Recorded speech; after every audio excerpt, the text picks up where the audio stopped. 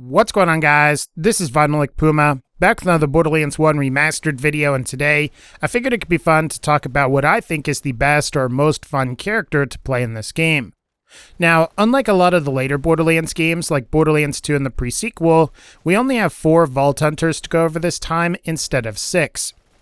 All the same though, figuring out which character is best or who you should pick to play can still be difficult, and I hope with this video that I can help you figure out who is best for you. As a quick disclaimer, I think it's worth mentioning that this video is going to be fairly subjective, as it will be me giving you my opinions on all 4 of the characters in the game. Now, I'm mostly going to give you my opinions around a few categories, and what I will do here is we'll be going over the character with the most fun or best action skill, the best or most interesting skill tree overall, the easiest and most difficult characters to play, and I'll even include a category for what I think is the best character for taking on Chromarax. Also, I'll let you know what my favorite character is to play in the first Borderlands if you're still having a hard time making a decision and you want to make a decision based off that. Otherwise, guys, and I guess without further ado, let's go ahead and start and just talk about all of the characters' action skills. While Borderlands 1's action skills are a little less complex when compared to action skills in later games in the series, they can still be fairly fun to use. For Roland, you have his Scorpio turret, which auto-targets and fires at enemies while potentially being a means of drawing aggro. For Lilith, you have Phase Walk, which allows her to temporarily cloak and allows her to escape and find cover or perform stealth melee strikes on enemies. For Mordecai, you have Bloodwing, which he can throw at enemies sort of like a boomerang. And finally, you have Brick's Berserk, which allows him to use his fists to punch people, while also allowing him to gain damage resistance and health regen. Now, in terms of coolness factor, I've always felt that Mordecai's action skill had or has a sort of lameness to it. This isn't to say that Bloodwing isn't useful, as Bloodwing can actually be very useful with the right skill point investment, but all you're really doing is throwing a bird, waiting for him to fly at enemies to deal damage, and then waiting for him to return. So, Bloodwing in that sense is not really that special when compared to the other characters' action skills. When it comes to ease of use, I would say that Roland's action skill is the hardest to use. This is because the turret has to be directly facing enemies, as otherwise, the turret can't auto-target and fire. While you can definitely get used to this after a certain period of time, it definitely does make the turret limited compared to other action skills in the game, where you don't have to be quite as precise with their use. This leaves us with both Lilith and Brick. Both of these characters' action skills, in my opinion, engage the player more, and because of that, they tend to be more fun to use. However, between Brick's punching and Lilith's ability to turn invisible, I'm going to have to give this category to Phase Walk.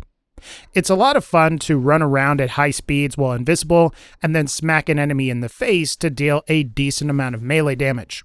Plus, and with the right skill point investment, you can combine this with a number of Lilith's other skills, which should make Phase Walk even stronger and more potent. So again, when it comes to the best or most fun action skill to use, I am going to go with Lilith's Phase Walk. Moving on to our next category though, we should talk about who has the most fun skill tree. Compared to later games in the series, I'd say this category is pretty difficult for Borderlands 1 Remastered, and this is because Borderlands 1 doesn't have quite as much variety among skill trees, since you're usually choosing between one skill in any given tier within any given column of your skill tree. However, if I had to pick the least sophisticated skill tree, I think it would definitely be Brick's. Though this lack of sophistication has its advantages, which I will discuss later, I do sort of take issue with Brick's skill tree mainly focusing the player into one of 2 camps for builds, with melee playstyles being heavily focused around his brawler tree, while gun/explosive playstyles are more focused around the blaster tree. Now, Mordecai has something similar occur with pistol versus sniper skill tree builds. However, I don't think it's quite to the extent that you see with Brick, where you're either going full-on brawler/tank or blaster/tank. Another reason I think the skills in Brick's tree are sort of lacking is that they aren't quite as flashy or unique. That isn't to say that he doesn't have cool skills and that they aren't powerful, as I really like Die Hard, Revenge, and Master Blaster. It's just I think that other characters have cooler skills to play around with. For example, Lilith has skills like Phoenix, Mind Games, and Silent Resolve. Mordecai has Trespass, Gun Crazy, and Lethal Strike, while Roland has Supply Drop, Cauterize, and Revive. Granted, Roland's skills are more suited to co-op rather than solo play, but I think you'll still find that other characters have more flashy and unique skills overall than what Brick has. That said, I still think it's hard to pick a clear winner here. Some of Roland's skills are better reserved for co-op, so I suppose we could eliminate him for that. However, that leaves us with both Lilith and Mordecai, who have an excellent complement of interesting skills for the player to play around with. That said, I might give the edge to Mordecai since many of Lilith's skills are primarily focused around Phase Walk, where really only Mordecai's middle tree is focused around Bloodwing. Plus, Mordecai has a number of interesting skills like Lethal Strike, which gives what should normally be a ranged character some melee potential when paired with the right class mod, and he even has some loot alteration skills like Swipe and Ransack, with the Informer increasing resource drops like health and ammo, and the latter improving your actual loot drops by adding an additional loot roll for each enemy you defeat. So when it comes to the most fun character skill tree, I'd say I like Mordecai's. Lilith might be in a close second, but I think Mordecai's offers a lot of interesting abilities that help with more than just combat and could potentially change up how you might approach the character for your build. But now, let's talk about difficulty, as harder characters to play are more enjoyable to play for some, while others might prefer an easier character to play, or maybe they just want to play the strongest character in general.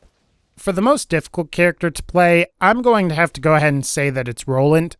This isn't to say that Roland is weak per se, as he does have a number of really good skills like Supply Drop, Grenadier, and Overload to just name a few, but I do think he's difficult to play since he doesn't really have any crazy overpowered skills or skill combos like a few of the other classes might have. After all, Roland doesn't have something like Brick does, where he can combine Endowed, Master Blaster, Rapid Reload, and Revenge for a massive DPS boost. There's also the aforementioned issue with Roland's turret, which makes it difficult to use, as you have to make sure to deploy the turret gun so it's directly facing the enemies you intend to use it on. As said previously, while this is something you can get used to, it's still awkward from time to time, and you could potentially find yourself in a situation where you deployed the turret and the enemies get behind the turret, making it so the turret can't attack properly. Given some of the challenges, you may find playing Roland could be more of a challenge, and if you're someone that's looking for a little bit of a harder time in Borderlands 1, Roland might be the character that you want to seek out. Conversely, if you want to play as the character that's easiest to play or that's the strongest, it's definitely Brick. Not only is it fairly easy to put together a build for Brick, since you're usually just maxing out tank and then going heavy into either Brawler or Blaster, but as mentioned earlier, he has some ridiculously powerful skill and gear combos. While it may take a while to initially get yourself a really good explosive weapon and get a Blastmaster comb to really take advantage of those more powerful skills, once you do, the game starts to become way easier. Almost to the point where it seems like you can just point your gun at enemies and they just kind of melt. Another advantage Brick has is that he has a lot of really good defensive-based skills, and when compared to similar skills on other characters, the bonuses that Brick receives for the same amount of skill point investment are higher. After all, I don't think any character can compete with Brick's 12% per level bonus from the Hardened skill, and when this gets combined with other skills like Juggernaut, which provides damage reduction, and Die Hard, which improves Brick's fight for your lifetime, Brick simply has a defensive advantage that other characters don't really have. So in that sense, I think you'll find he's easier to play, and assuming you wanted an easier time of playing through Borderlands 1 Remastered, Brick would definitely be my first choice.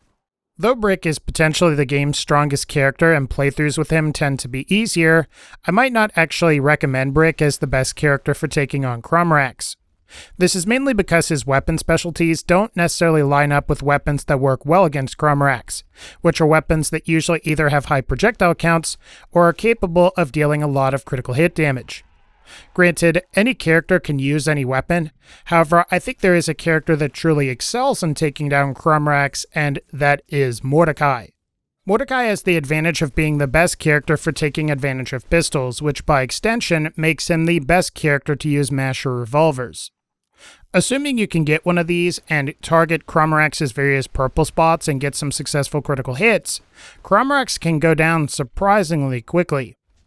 Additionally, and assuming you're a bit more skilled and you want to use some sniper rifles, you can also use sniper rifles to snipe these same spots on Cromrax's body, and thanks to the sniper skill tree that Mordecai has, you can more easily improve the abilities of your snipers when taking on Cromrax. Granted, any character can beat Cromrax, however, I'd say the best character for doing it is Mordecai, thanks in large part to Mordecai's ability to specialize with pistols, revolvers, and sniper rifles. That said, I guess Brick does specialize in shotguns, which does qualify as a high projectile count weapon, but I really do think that revolvers and sniper rifles tend to be the best weapons to use on Cromrax, and for that reason, I'd recommend Mordecai for being the best choice for actually taking on Cromrax. Now, if you're wondering who I might pick or just who is my favorite character, I really like Lilith. As mentioned earlier, she has a great action skill in the form of phase walk, which allows for potential sneak attacks, as well as the ability to safely get away and find cover. Phase walk is also really nice for breaking up combat, as you can quickly go from aggressively attacking to phase walking, which can allow you to heal and recover your shield with the proper spec. From there, and once you're ready, you can reemerge from phase walk and go back to aggressively attacking. Another reason I like Lilith comes down to a number of her skills. In particular, Mind Games and Phoenix can be quite powerful when used up against mobs, as the former will allow the player to inflict daze effects from a distance, while the latter can be used to inflict burn on enemies that get close, while also providing the chance of not consuming ammo on some shots. When you start to combine skills like these with Phase Walk, you'll find you have a great amount of offensive and defensive prowess, which makes taking on most enemies pretty easy. Plus, Lilith has some great class mods like the Mercenary Comm, which allows her to use SMGs and by extension the Double Anarchy, the Spectre Comm, which allows her to use snipers, which allows for a wide variety of great weapons, and finally, she also has the Firefly, Plague Bear, and Tempest comms, which boost the effects of fire, corrosive, and shock weapons, respectively. In the grander scheme of things, I'll admit Brick and Mordecai are stronger than Lilith. However, I think if you're looking for a reasonably decent and powerful character to play, Lilith is an excellent choice, as she has a fun action skill and a great complement of skills like Mind Games, Phoenix, and Silent Resolve, just to name a few. In the end, I think you'll find that whether you're new to Borderlands games, you're just new to Borderlands 1, or even if you're experienced with Borderlands 1, that you generally can't go wrong with Brick, Mordecai, or Lilith.